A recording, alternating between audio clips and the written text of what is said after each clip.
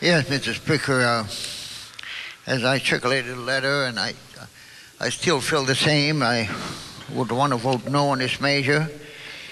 It's a very harsh penalty, I think, that has been set upon this relatively small professional employment operators. If you're from 200 to 1,000, your bonding requirements, according to a letter that I got, goes up to 500,000. You have to also put 500,000 in collateral, which means that that's money that's tied up in there. It's in collateral. And then you go to a surety company to get a letter of credit, and you got to pay interest over there, 1 3/4 to 2 or so. Then after you get that, and then you go to the bonding company with a letter of credit, and for the 500,000, because you got your collateral in there, so they'll charge you an additional 2%. And what I'm hearing from this small business, and if you can allow me, I know that it's in a late hour. The chairman was correct. It's a late hour. It's in a 12th hour when they did come over and see me. But there got to be some truth to all of this here. They're saying that that 500,000 is what they can make in profit. But if they're going to be tying that cash up, they will go bankrupt. And I don't think they will be lying to me. And because this letter has been spread to all of you. You all got the letter. And I don't know if you took the time to read it.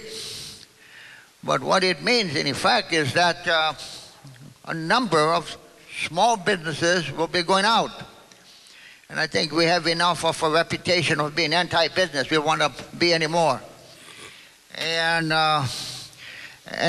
what I say is that put this bill down, come back next year and try and clean it up. Because I understand why the regs are a little tougher, because my understanding is one of the smaller companies took off with the wages from a company that they were supposed to be taken care of. And there's a trust relationship there. And so I can understand why they quickly come for strengthening the regulation. But if you're going to do that and hurt the rest of the companies, strengthen, but don't overkill. I think this bill is an overkill. And so I requested the members, so let's put this bill down, come back next year, work with the chairman, and come up with a better bill. Thank you very much. Thank you very much. Any further discussion? Representative Fontaine. Reservations, Mr. Speaker. So ordered. Representative Ching.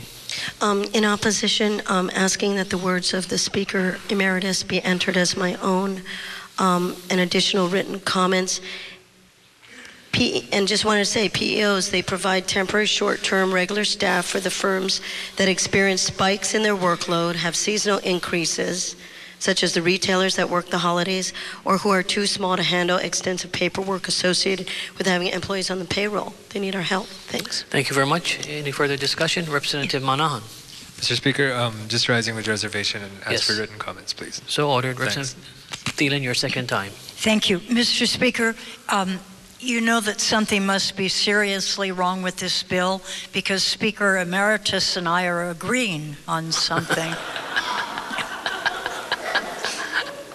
So given that fact, I would ask you all to take a look at it because we're going to shut down at least 15 companies with this measure. So Speaker Emeritus, I would like to have your words entered into the journal as if they were my own. And please, I ask you all, let's not do that to these employees. Let's not do this. Thank you. Thank you very much. Representative Johansson. Thank you. Reservations, please, and permission to insert written comments. So ordered with reservations with written comments. Representative Takai. Thank you, Mr. Speaker. First, I'd like the words of the Chairman of Transportation into the journals if they were my own. In opposition, please. In opposition, yes. I so rise ordered. in opposition. Yeah, and just briefly, I think all of us process things differently. And in my case, I kind of take a look at this and do a quick risk analysis, and it seems to me that it's riskier to move this bill forward, and it's just a little safer if we didn't.